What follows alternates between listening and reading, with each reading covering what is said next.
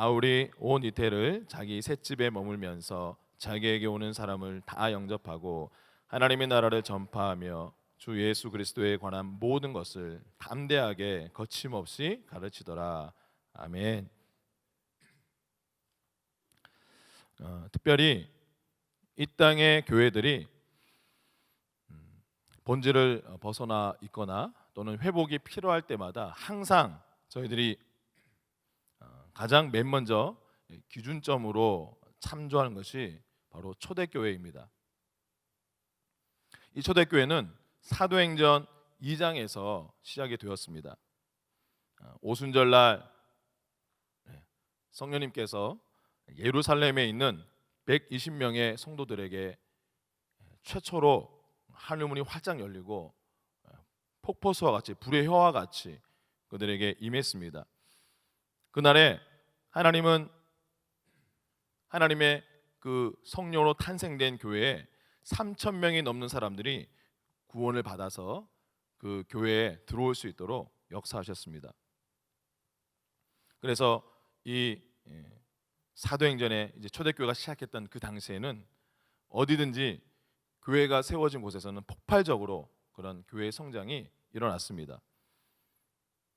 사도행전 19장에 보면 바울과 그의 동료들은 그 당시에 인구가 50만 명에 이르는 세계에서 네 번째로 큰 대도시였던 에베소에서 교회를 개척했고, 그곳에서 막 새신자들을 양육하고 가르치면서 2년 동안 사역을 했습니다.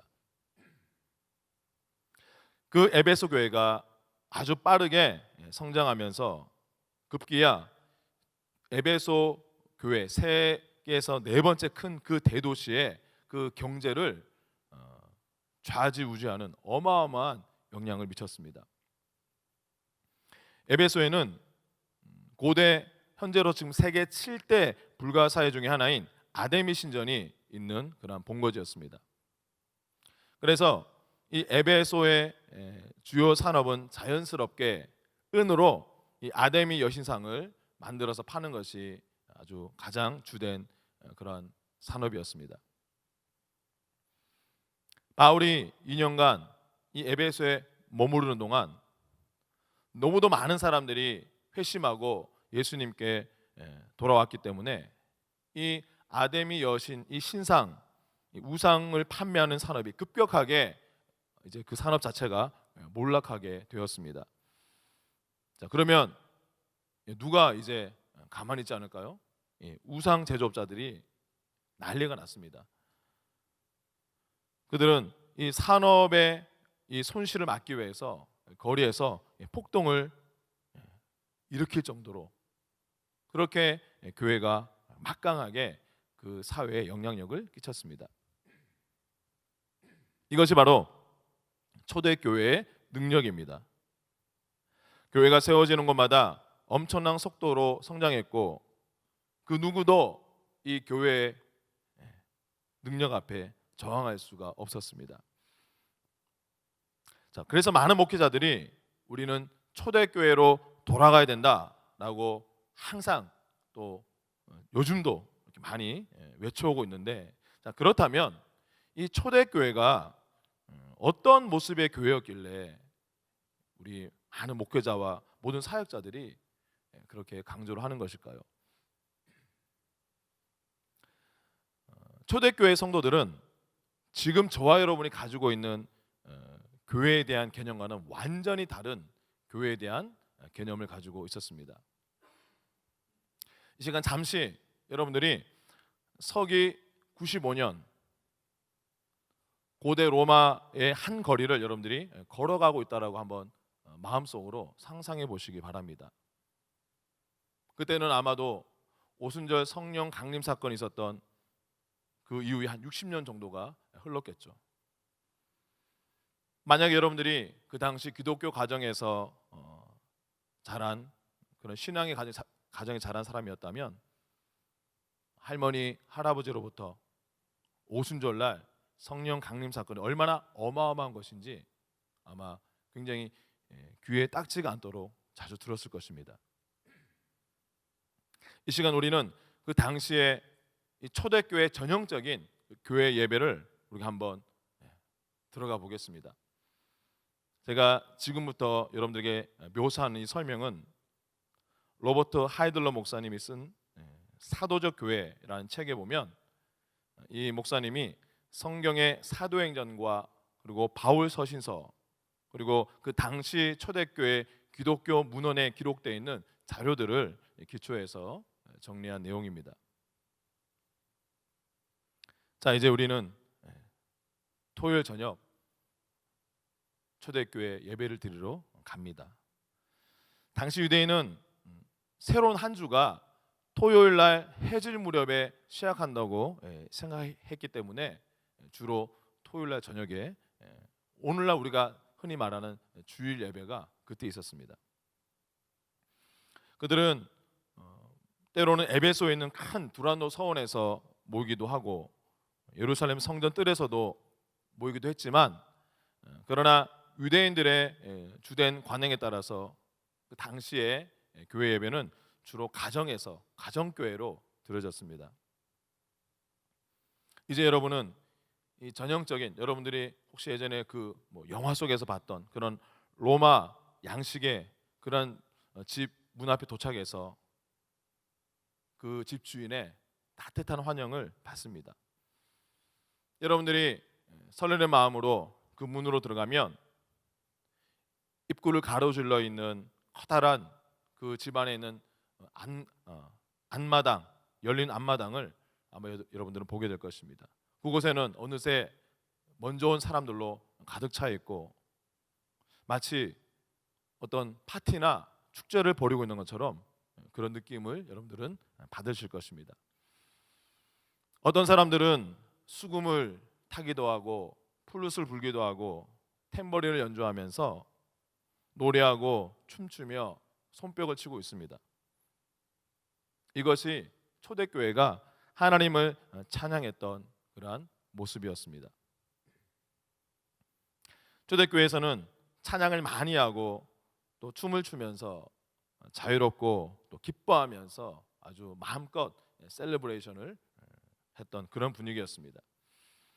서기 250년에 알렉산드리아의 교부 클레멘트는 그의 책 이교도들에게 대한 교훈이라는 책의 10챕터 12장에 보면 기독인들의 예배를 이렇게 자기가 본 것을 기록하고 있습니다. 하나님의 딸들이 고리춤을 인도한다. 아마 서로 허리를 잡고 아마 이렇게 연결돼서 이렇게 뱅글뱅글 도는 춤인가 보죠. 의인들은 춤추는 자들이며 음악은 만유의 왕을 찬양하는 노래이다. 처녀들은 수금을 켜고 천사들은 찬양하며 선지자들은 예언하고 음악 소리가 울려 퍼지고 사람들은 뛰면서 환희에 넘친 밴드를 만들어낸다. 부름을 받은 자들은 서둘러서 아버지를 받아들이기를 열렬히 열망한다. 이렇게 기록되어 있습니다. 찬양과 춤이 좀 더 이어지고 난 다음에 어느새 맛있는 음식이 들어옵니다. 사람들은 335 자리를 찾아서 식사할 준비를 대형을 갖춥니다. 식사를 하기 위해서 그 집의 안주인이 촛불을 켜고 감사기도를 드립니다. 그러면 리더 중에 한 사람이 컵을 들고 축복을 선포하고 난 다음에 그 잔을 돌리면서 사람들이 그 잔을 마십니다.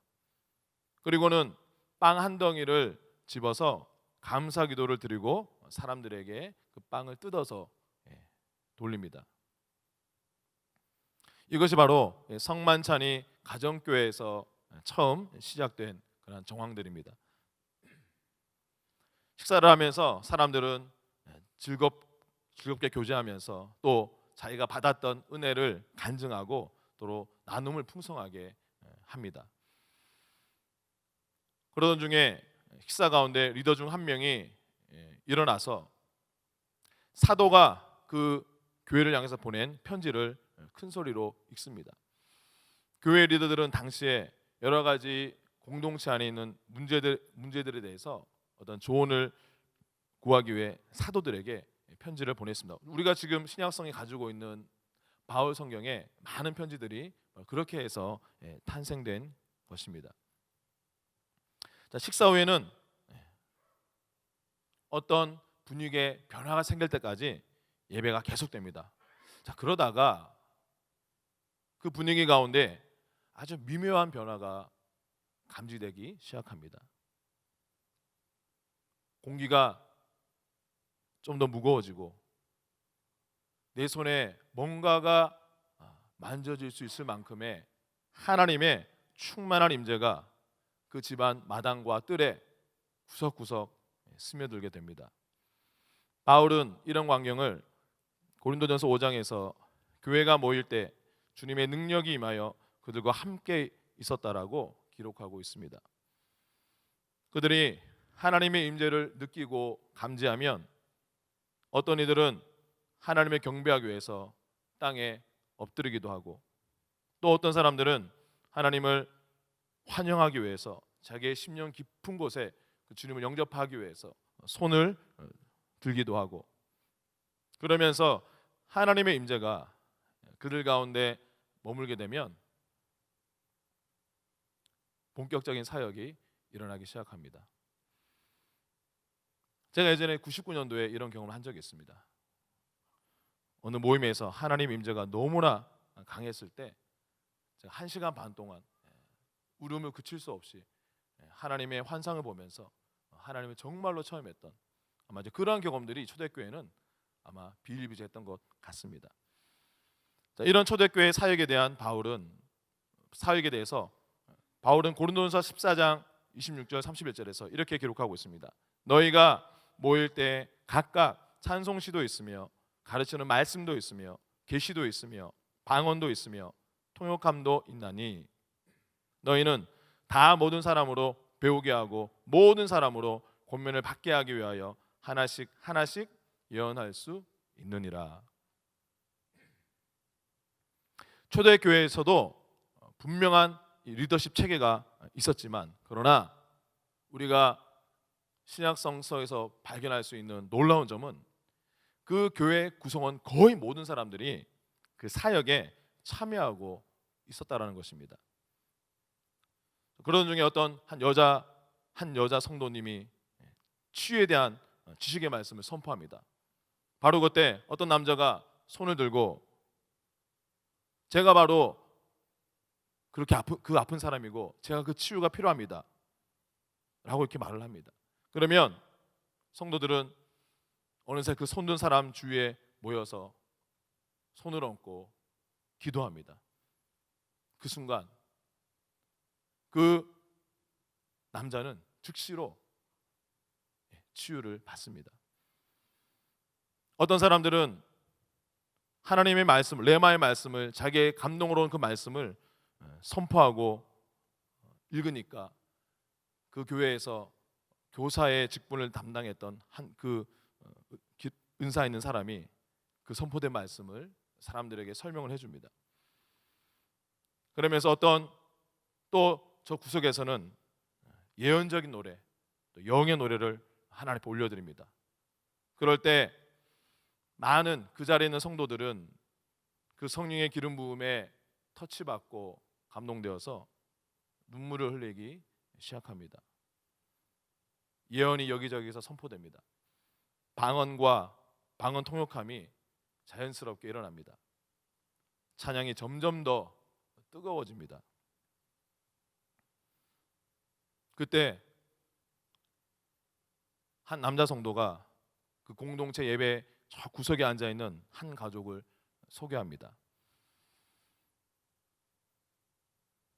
그 가족은 누가 봐도 좀 어색해 보이는, 이 교회에 처음 온 가족이구나라는 것을 확실히 알 수 있는 그런 사람들입니다. 그들은 그들의 12살 난 딸이 완전히 눈이 멀어서 보이지 않게 되는 그 질병에 걸렸기 때문에 그 교회에 방문했던 것입니다. 왜냐하면 교회에서 치유한다는 소문을 너무나 자주 그 가족들은 들었기 때문에 그 딸을 기도받게 하려고 아직 예수를 믿지 않지만 그 예배 공동체, 그 주일 예배에 참석했던 것입니다. 자, 그러한 소개가 끝나자 이 교회 장로들이 앞을 보지 못하게 된 그 딸 주변에 모여서 성경에서 명령한 대로 그에게 기름을 붓고 장로들이 기도를 하기 시작합니다. 얼마가 지나지 않아서 갑자기 그 소녀가 울기 시작합니다. 눈물이 얼굴을 타고 흘러내리며 그 소녀가 소리칩니다. 보여요. 이제 볼 수 있어요. 그 엄마는 그 딸을 허리를 굽혀서 화랑 안습니다. 몇 분이 지나지 않아 온 가족이 다 구원을 받고 예수님께 그들의 마음을 드립니다. 이것이 초대교회에 있었던 복음 전도의 전형적인 모습이었습니다. 이제는 가정교회로 돌아가서 모임이 밤늦게까지 계속 되지만 그 누구 하나 개의치 않습니다. 마침내 그 모임이 끝나고 성령님의 임재가 그 하나님의 임재의 구름이 거치기 시작하면 그럼에도 불구하고 많은 소그룹들이 여기저기서 옹기종기 모여서 서로 기도하고 있습니다. 사람들은 이제 하나 둘씩 자리를 뜨면서 서로 기꺼이 포옹하고 또 입을 맞춥니다. 그래서 누가 보더라도 저 사람들은 한 가족이구나 그렇게 느낄 수 있는 그런 작별 인사들을 합니다. 이것이 바로 1세기에 교회에 가서 예배드리는 그러한 모습입니다. 토요일 저녁마다 로마 제국의 온 도시에서는 이와 같은 예배 공동체가 수백 개나 있었다고 합니다. 그리스도인들은 예루살렘과 고린도와 안디옥에서 이런 교회들을 형성했습니다. 사도 바울이 1차, 2차, 3차 선교행을 가서 세웠던 교회가 바로 이러한 모습의 교회였습니다. 이렇게 교회는 300년 동안 왕성하게 모였고 곳곳에 퍼져나갔습니다. 마치 지금의 코로나19가 온 세계를 퍼져나간 것처럼 그 당시에는 바로 이 기독교 공동체가 로마 제국을 장악했던 것입니다. 어떤 성경학자들은 서기 300년까지 로마 제국의 절반이 이미 다 기독교로 개종하고 사람들이 회심했다라고 추정하고 있습니다. 초대교회의 삶이 이와 같았던 것입니다. 그러나 그러한 모습이 계속되었으면 얼마나 좋았을까요? 교회는 생명력을 잃고 죽음에 이르게 됩니다. 서기 1500년경까지 이제 이런 초대교회 모습은 존재 자체가 사라져 버렸습니다. 이러한 초대교회의 사망은 처음에는 엄청난 축복처럼 보였던 그 사건으로 시작되었습니다. 로마 황제 콘스탄틴이 회심을 하게 되면서 자신은 예수님을 따르는 자라고 주장했습니다. 그 오랜 세월 동안 박해 가운데 있었던 성도들은 드디어 하나님께서 우리의 간절한 기도에 응답하셨구나 라고 생각했을 것입니다. 교회에 대한 박해도 즉시 끝이 났습니다. 기독교는 순식간에 불법적인 종교에서 이제는 사회적으로 용인되는 종교로 바뀌었고 이제는 크리스찬이 되는 것이 아주 보편적인 일이 되어버렸습니다. AD 325년 콘스탄틴 황제가 니케아 공의회라는 최초의 교회 총회를 소집하면서 기독교는 마침내 초대교회 사도들이 알았던 그러한 기독교와는 완전히 다른 종교가 되기 시작을 했습니다. 콘스탄틴 황제는 가정교회에서 산발적으로 일어나는 그러한 일들을 국가에서 통제할 수 없었기 때문에 그런 가정교회를 불법화했고, 대신에 전 제국에 걸쳐서 이제는 예배를 위한 교회 장소를 아주 웅장하게 짓기 시작했습니다. 바실리카 양식이라고 불리는 이 당시에 로마에 있는 이교도의 신전의 양식을 본떠서 만든 이 건물 안에서 많은 회중들과 성도들은 침묵하면서 지켜보는 가운데 오로지 몇 사람의 전문 성직자들이 성스러운 예식을 거행하게 되었습니다. 더 이상 평신도들은 예전과 같은 그런 사역을 하는 것이 허락되지 않았습니다.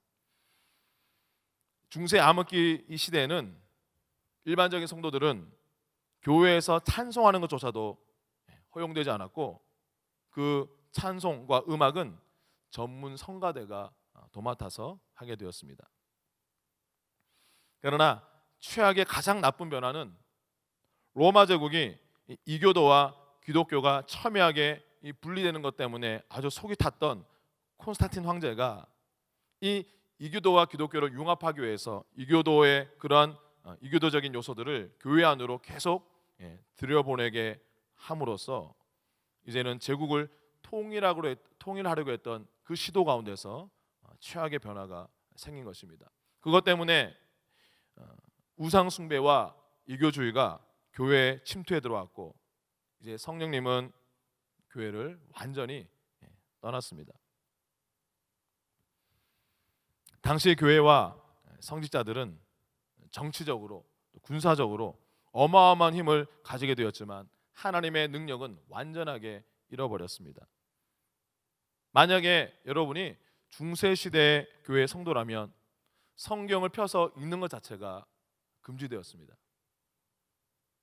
아마 여러분들은 하나님이 여러분들을 사랑하고 계시다는 그 사실조차 알 길이 없었을 것입니다.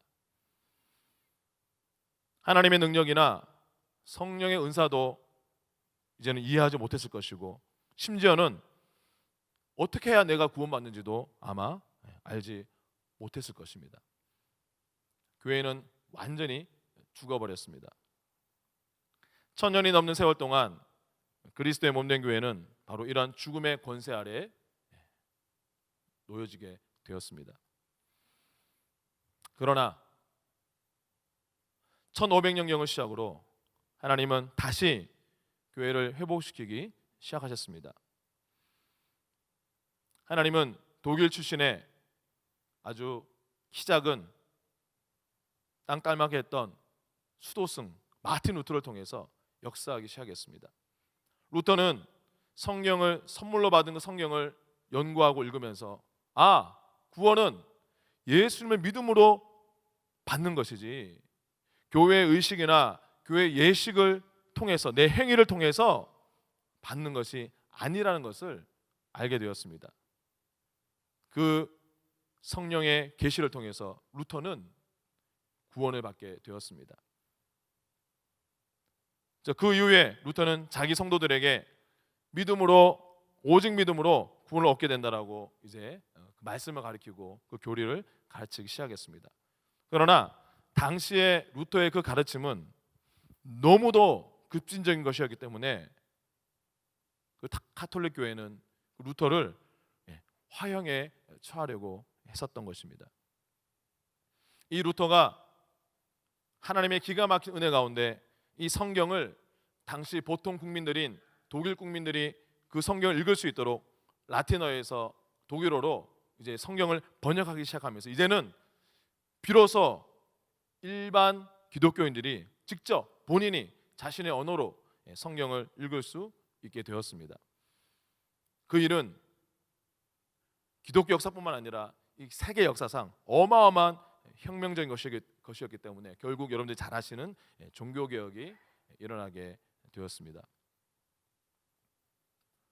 루터가 살아있던 그 시기에 이제는 점점 교회의 구원에 대한 이해, 우리가 어떻게 구원받는구나라는 그 진리, 복음의 진리가 회복되기 시작했고, 또 이제는 성경이 점점 더 발달된 인쇄술과 더불어서 이제는 성경이 더 많은 국민들에게, 사람들에게 보급하게 되었습니다. 하나님은 계속적으로 이어서 1700년대에 들어와서는 이 교회를 하나님께서 각성케 하시고 우리가 하나님 앞에 거룩하고 우리가 성화되어야 된다는 그 거룩한 부흥을 일으키셨습니다. 그리고 1900년대 초기에는 하나님은 성령의 능력을 회복하기 시작하셨습니다.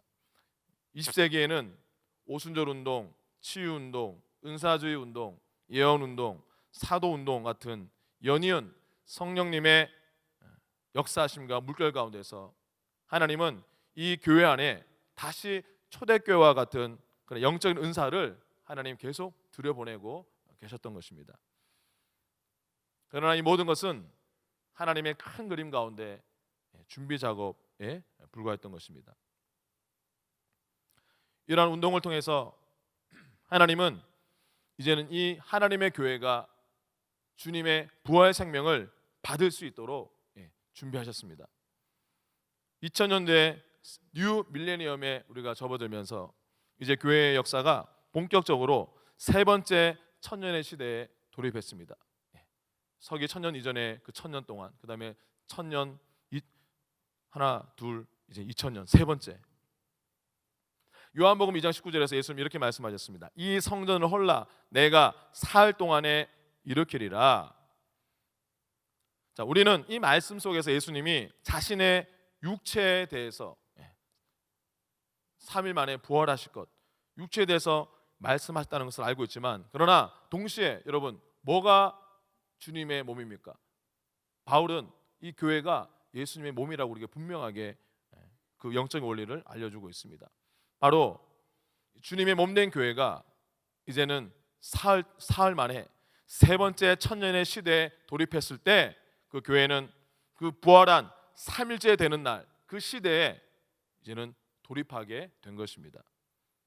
그래서 저와 여러분은 교회 역사상 가장 흥분되는 그런 시기 속에 살고 있고, 더군다나 이 코로나19라는 전대미문의 가장 큰 위기이자 동시에 가장 큰 기회의 기간을 우리가 통과하고 있다라고 저는 믿습니다. 하나님은 이 모든 것을 사용하셔서 교회를 회복시키고 계십니다. 하나님은 이제 한 사람의 목회자가 모든 회중들을 이끌고 목사 한 사람이 모든 직임을 다 감당하는 로마 시대부터 시작됐던 그런 전통교회로부터 하나님 당신께서 원래 계획했던 그러한 교회로 되돌리고 계십니다. 이 마지막 때에 하나님은 교회가 하나님의 새 포도주를 담을 수 있는 새 가죽 부대로 혁신하고 계시는 것입니다. 여러분, 예수님 말씀하신 새 포도주가 무엇입니까? 예수 그리스도의 은혜의 복음, 하나님의 성전인 하나님의 교회된 저와 여러분, 우리 광교 꿈의 교회와 우리 한국교회와 이 땅의 교회들이 새 포도주인 예수 그리스도의 은혜의 복음을 온전히 담을 수 있는 새 가죽 부대로 준비되어야 하는 것입니다. 새 가죽 부대 교회는 모든 성도들이 자신의 은사를 따라서 하나님 나라를 위해서 사역하는 교회입니다. 사도행전이 보여주고 있는 초대교회 교인들의 모습, 그리고 바울 서신서에 있는 모습들만 봐도 우리는 잘 알 수 있습니다. 사도행전 8장 4절에 그들이 모두 나가서 복음을 전파하였다. 마가복음 16장 17절에 모두가 병든 자를 고치고 귀신을 쫓을 수 있었다. 요한복음 14장 12절에 모두가 기적을 행할 수 있었다. 고린도전서 14장에 모두가 예언할 수 있었다. 히브리서 5장 12절에 모두가 마땅히 가르쳐야 했다라고 우리에게 말씀하고 있습니다. 여러분들이 진정한 그리스도인이라면 하나님은 여러분 한 분 한 분들을 사역하도록 사역자로 부르셨습니다. 하나님은 여러분 한 분 한 분들에게 독특한 성품과 기질, 그리고 독특한 나만의 능력, 그리고 영적인 은사를 주셨습니다. 하나님은 여러분 속에 그 하나님의 부르심을 내가 이루어 가야지만 만족할 수 있는 그러한 갈망, 그러한 심령을 우리에게 심어 두셨습니다. 여러분들이 어디서 뭘 하든지 얼마나 많은 돈을 벌든지 아무 상관없습니다. 여러분이 하나님이 여러분들을 창조하신 목적대로 내가 일하고 있지 않다면 여러분은 항상 마음속에 뭔가가 빠져있다라는 공허함과 그러한 영적인 굶주림을 갖게 될 것입니다.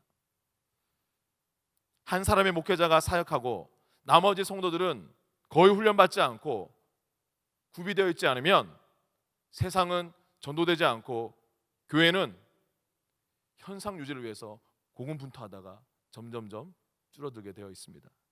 그러나 하나님께서 원하시는 이 사도적인 교회는 모든 사람들이 훈련받고 모든 사람들이 구비됩니다. 모든 성도들이 자신의 부르심과 목적을 발견하게 됩니다.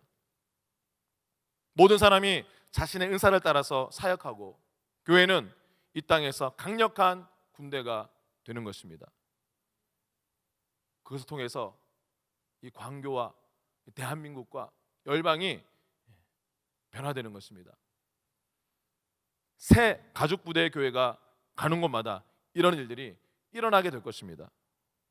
오늘 본문 사도행전 마지막 장 마지막 두 구절 28장 30절 31절 말씀은 이렇게 열린 결말을 맺고 있습니다. 한 목소리로 읽겠습니다. 시작.